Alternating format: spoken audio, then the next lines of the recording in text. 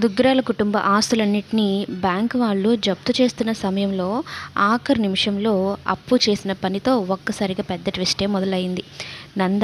నందాకి help చేసిన పోలీస్ని ఇద్దరిని పట్టుకొని అప్పు దుగ్గిరాల కుటుంబం ముందు నిలబెడుతుందనమాట. ఆ సమయంలో బ్యాంక్ వాళ్ళు జప్తు చేస్తూ ఉంటారు ఆస్తులన్నిటినీ. తాతయ్య సంతకం చేస్తూ ఉంటాడు. అయితే సంతకాన్ని ఆపేసి ఆస్తులన్నిటినీ కాపాడుతుందనమాట. నందాన్ని తాతయ్య కాళ్ళ ముందు ఉంచి చేసిన తప్పులన్నిటిని ఒప్పుకునేలాగా చేస్తుందనమాట. ఇక అప్పు చేసిన ఆ పనితో ఆస్తులన్నీ జప్తు చేయడం ఆపేస్తారు. అంతా నార్మల్ అయిపోతుంది. కానీ ఆ సమయంలోనే ఎవరి బుద్ధి ఎలాంటిది అన్నట్టు బయటపడుతుందనమాట.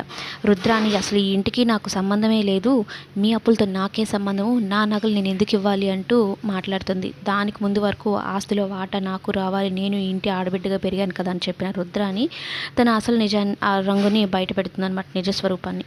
ఇంకా అప్పుడే తెలుస్తుంది అందరికీ.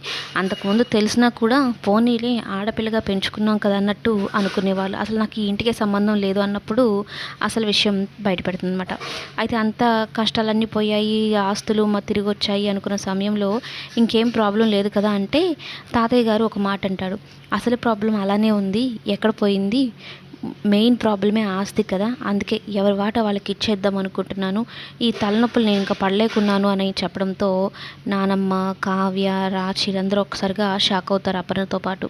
ఎందుకు బావా ఇలాంటి నిర్ణయం తీసుకుంటున్నావు అని నానమ్మ అడిగితే, ఏం చేద్దాం చిట్టి, చూస్తున్నావు కదా, ఈ ఆస్తే కదా గొడవలన్నింటికి మూలం, అందుకే ఎవరి వాళ్ళకి ఇచ్చేస్తే వాళ్ళు ఉంచుకుంటారో ఏం చేసుకుంటారో చేసుకొని అన్నట్టు ఒక మాట అనేస్తాడనమాట.